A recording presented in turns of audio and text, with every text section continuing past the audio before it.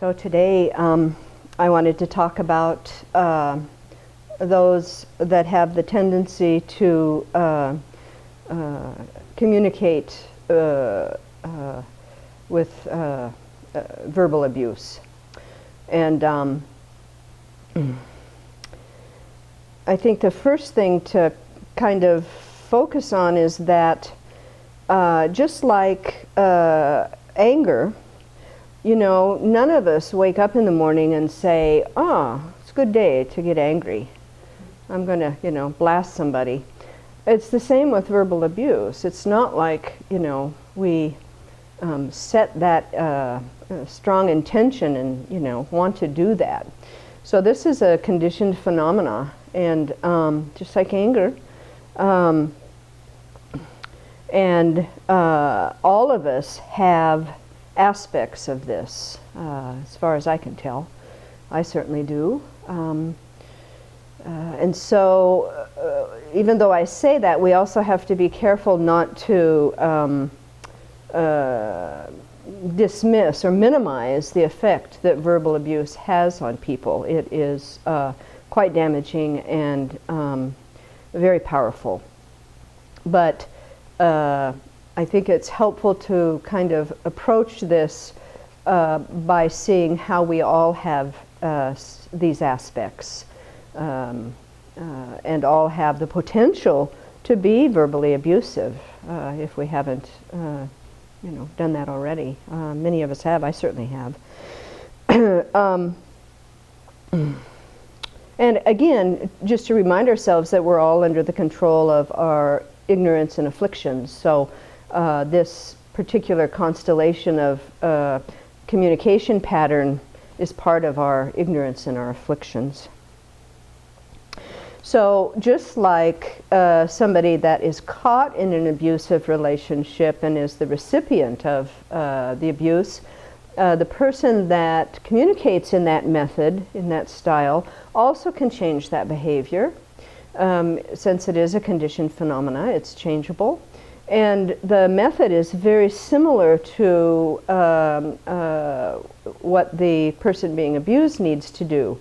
And that is to start focusing on your own process, focusing on your own internal world. And of course, meditation so lends itself to this, to be able to analyze our internal world, analyze our thoughts and feelings, and identify those behaviors that are harmful to ourselves and others. So that's really the method to change this behavior. There are types of communication that seem to lend themselves to the result of verbal abuse. So I wanted to kind of describe those a little bit. And so there's 9 of them. So the first one is blaming. And so if you think about how you think when you're involved in relationships, do you blame your negative feelings or bad circumstances on someone else? So by blaming, we can then feel justified in whatever retaliation we enact and whatever compensation we take. So blaming really leads to a negative consequence. And of course, all of these are really aspects of the self-centered attitude. If we keep this in a Dharma perspective, all of these are, and we all suffer from self-centered attitude. The second one is resentment. And this is a negative mind state caused by focus on perceptions of unfairness. So if you live your life and have this internal chatter, this internal commentary about how things are unfair, then this also will lead to anger, and then can lead to speaking harshly or verbally abusing others.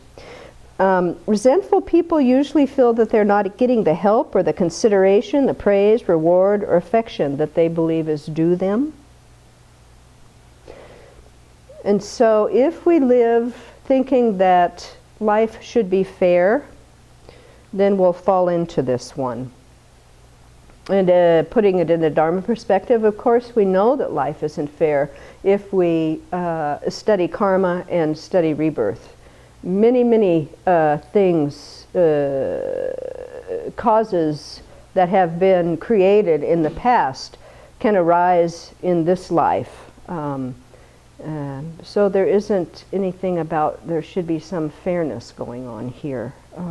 But I think in this society especially, we are taught that it should be fair. It's not at all. So when we're resentful, we waste our energy by dwelling on the unfairness of others while remaining oblivious to our own unfairness. So again, it keeps us focused externally, not internally. And often resentment is used as a defense against a sense of failure or inadequacy. And this often is built because as children we have been verbally abused. So we use that as a defense. And so when we're resentful, we're also so locked up in our right and into our own perspective that we become totally insensitive to the rights or fairness of those around us. So it's a very narrow focus, which most afflictions end up being, very narrow focus. The next one is entitlement.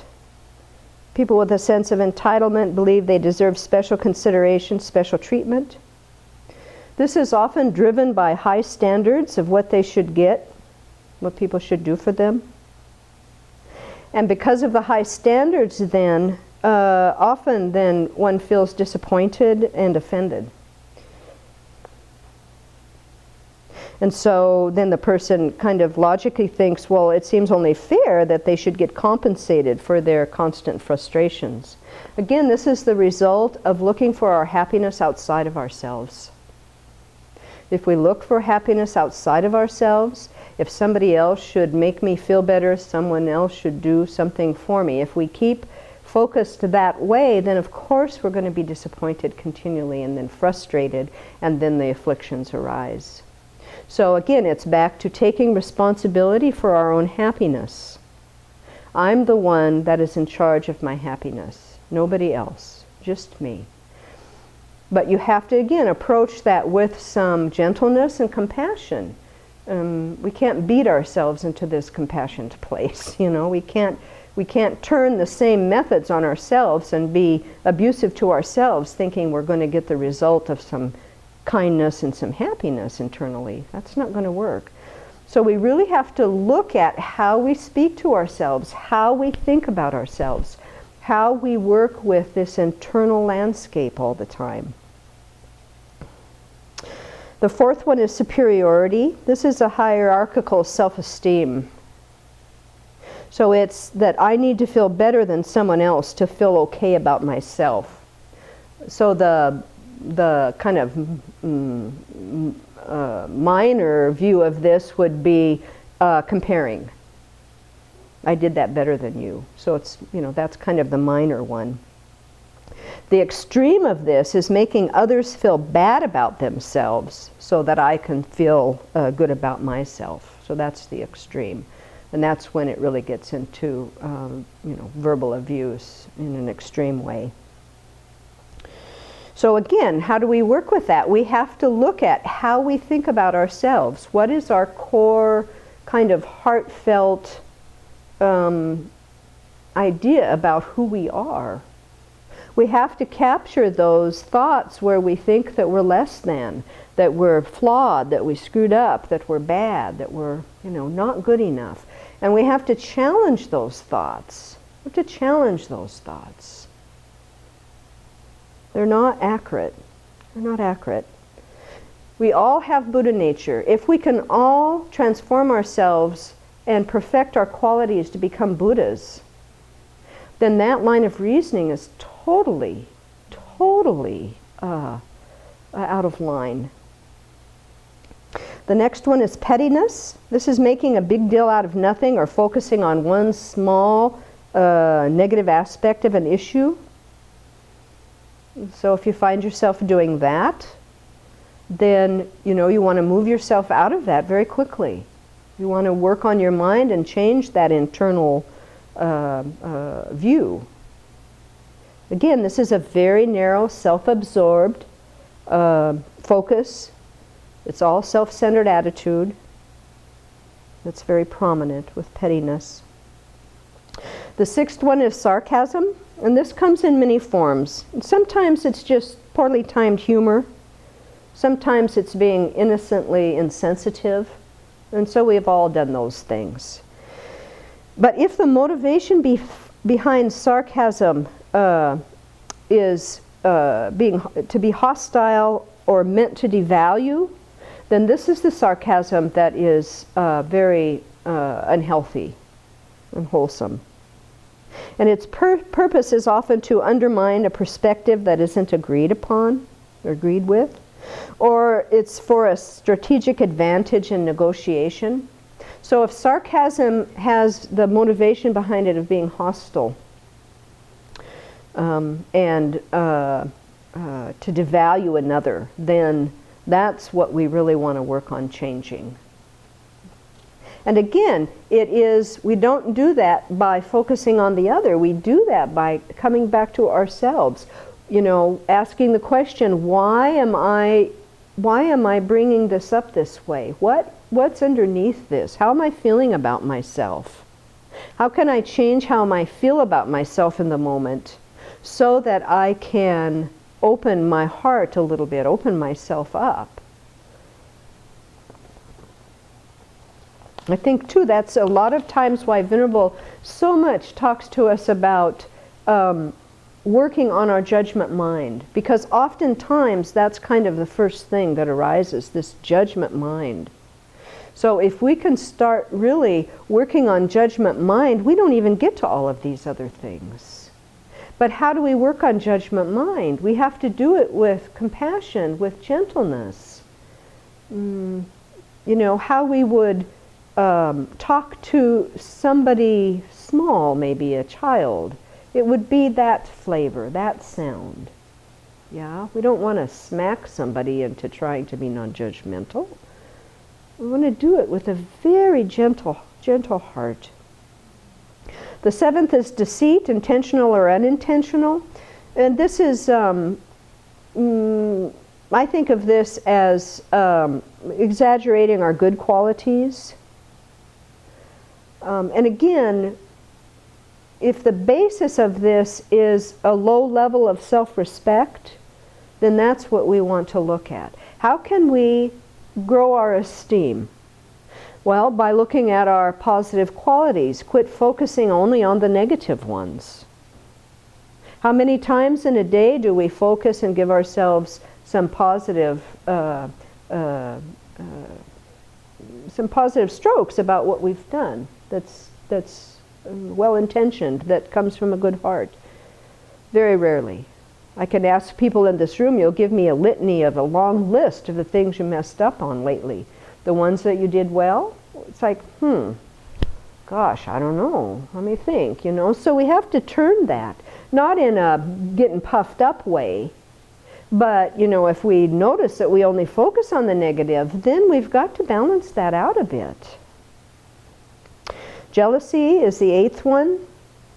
And again, this is one that, you know, we all can fall prey to. If jealousy becomes blown out of proportion, it becomes obsessive. So it brings a very distorted proliferation of story that we tell ourselves. And jealousy, if it's taken to its extreme, actually can bring a person into a psychotic state of mind. Jealousy can do that. And that's the only one of, you know, mental states really that I can think of that can get to that place. So again, jealousy, to me, it's just, when that arises, it's a time for me to look at what my positive qualities are. That's how you can work with jealousy. Well, what are my positive qualities? Instead of, you know, geez, I wish I, or why couldn't I, or I'm envious of. How about looking at my own? And then the last one is impatience. And this is I think, kind of not adjusting our energy to those around us. Again, feeling impatient. Oftentimes, at least for me, when I get in that mind state, I have a very perfectionistic, high standard view of what needs to happen, and my energy just dumps into that, and then I get very narrowly focused, and then I start judging those around me that aren't moving in the same speed I am. So again, whenever you feel impatient, slow down, slow that down. So all of these mind states, there's tons of antidotes that we can apply by studying the Buddha's teachings, tons of them. But the first step is to identify which ones that I am plagued with in my mind. And every one of us here is plagued with a different set. And every one of us have different levels of these. Some are very minor, some are, quite prominent. And so we're all in the same boat, all of us. So we look at the ones that plague us, and then we start working at them with this very compassionate heart, slowly, slowly. And then they change. That's what happens. They change. So I'd invite us all to work with these with a very compassionate heart for the benefit of all.